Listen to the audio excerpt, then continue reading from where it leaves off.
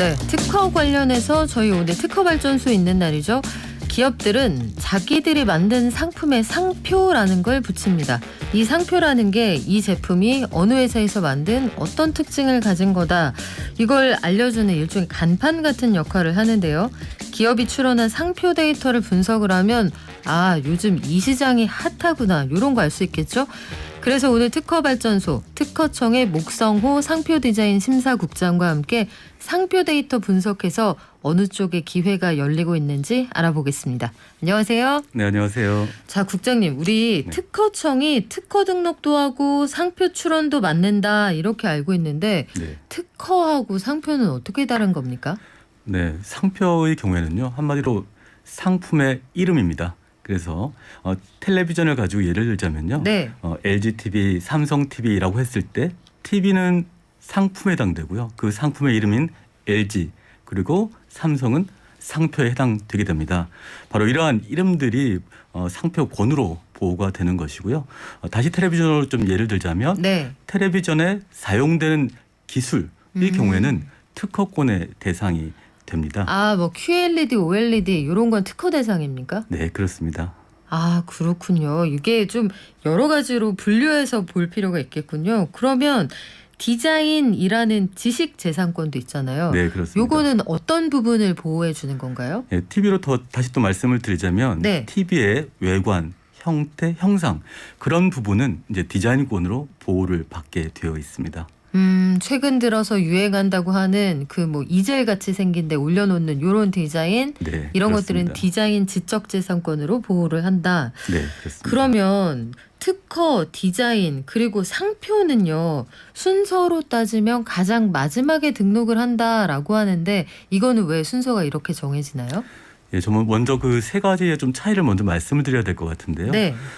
특허권이나 디자인권 같은 경우에는 발명가나 창작자가 있습니다. 그래서 그분들을 보호하기 위해서 특허나 디자인권을 출원하고 난 다음에 일정 기간 동안은 기술이나 또는 디자인을 공개하지 않습니다. 네. 반면에 상표권의 경우에는 상표의 이름이 대상이기 때문에 출원하더라도 바로 공개가 되게 됩니다.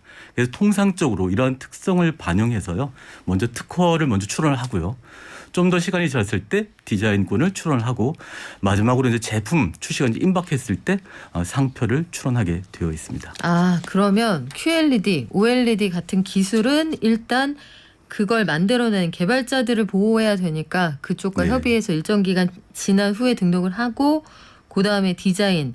네. 디자인은 발명자가 신청을 하면 요건 공개를 안 할 수도 있다고요? 네, 신청을 하게 될 경우에는요. 등록 이후 3년까지 아예 공개를 하지 않도록 할 수 있습니다. 소위 말하는 비밀 디자인 제도라는 것이 있습니다. 그렇군요. 디자인을 비밀로 한다. 어떤 경우에 이런 걸 비밀로 하나요? 보통 기업들이 본인의 이제 새로운 디자인을 만들었는데 일정 기간 동안 노출하고 싶지 않을 경우가 있습니다. 그럴 경우에는 이 제도를 활용해서 출원은 해서 권리는 이미 받아 놓되 일정 기간 동안 오픈하고 있지 않다가 마지막에 제품 출시가 임박했을 때 상표 출원을 하면서 그 시점에 맞춰서 보통 이제 공개를 하게 됩니다. 그러면 제3자가 그 전에 디자인을 베끼거나 하는 것을 좀 막을 수가 있게 되겠죠. 어떻게 이런 디자인으로 만들었을까 싶은 그런 상품들이 여기에 해당을 하겠네요. 네, 그렇습니다. 생각해보니까 시대마다 그런 디자인들이 있기는 했어요. 네. 저희 한 20년 전에 기억하십니까? 그 콤팩트라고 했던 화장품을 서랍식으로 넣었다 닫았다 이게 시작을 한 때 재패한 적이 있었거든요. 네네. 최근 들어서 롤러블 LED 이런 것들도 해당이 되지 않을까 싶은데 네네.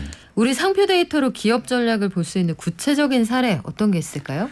네, 몇 가지 좀 말씀드릴 수 있을 것 같은데 먼저 이제 이 출원의 순서와 관련해 가지고 저희들이 볼 수 있는 예를 하나 먼저 말씀을 드리겠습니다. 네. S사에서 출시한 G 플립 휴대폰이라고 하는 게 있습니다. 네. 사실 이 분야에 관한 기술 자체는 한 2016년도 정도에 특허 출원이 되었습니다. 2016년이요. 그리고 난 다음에 이제 디자인권 출원이 2017년, 18년에 걸쳐서 이제 출원하게 됩니다. 하지만 일정 기간 동안 공개가 되지 않도록 되어 있었습니다.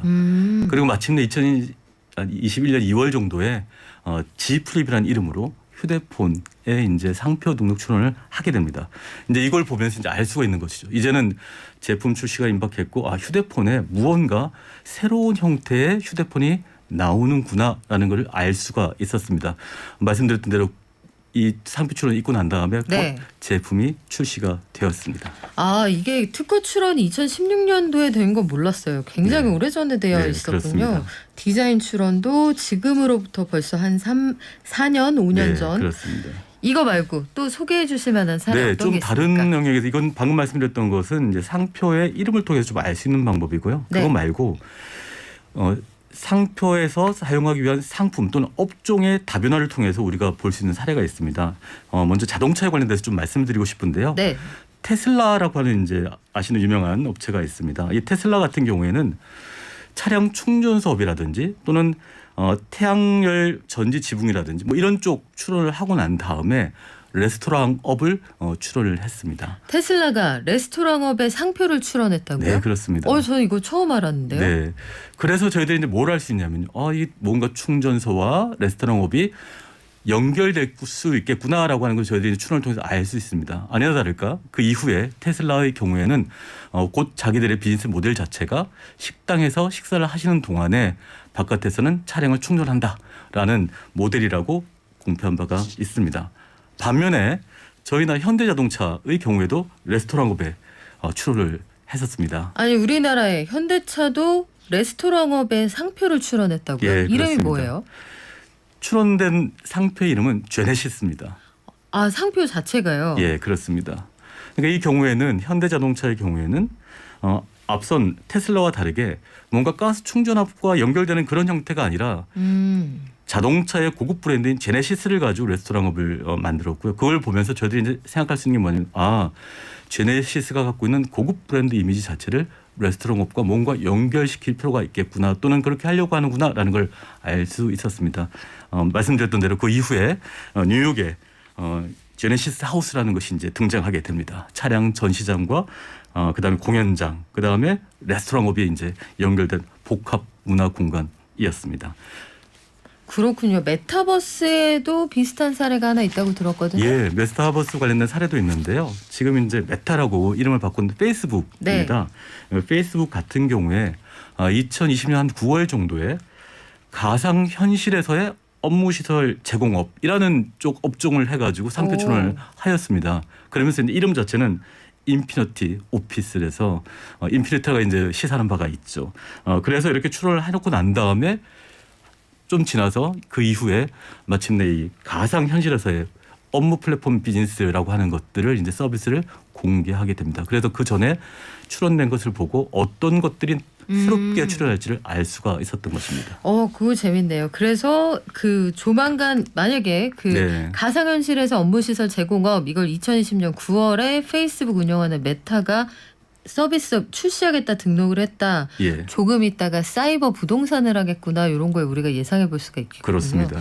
그러면 새로운 업종의 상표가 어느 쪽에 특히 많이 나온다. 이거는 시장의 변화를 알 수 있는 지표가 되겠네요. 네, 그렇습니다.